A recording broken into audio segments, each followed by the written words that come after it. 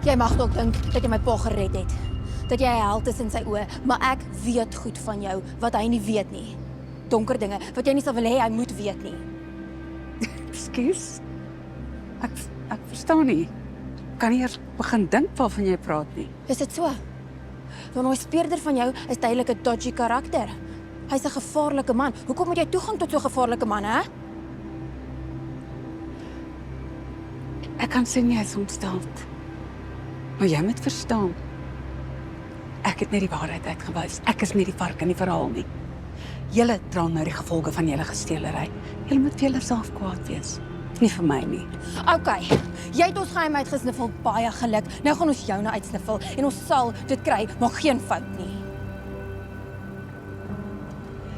Jy het al baie dom keuses in jou lewe gemaak. Om my aan te vat, sal die domste wees.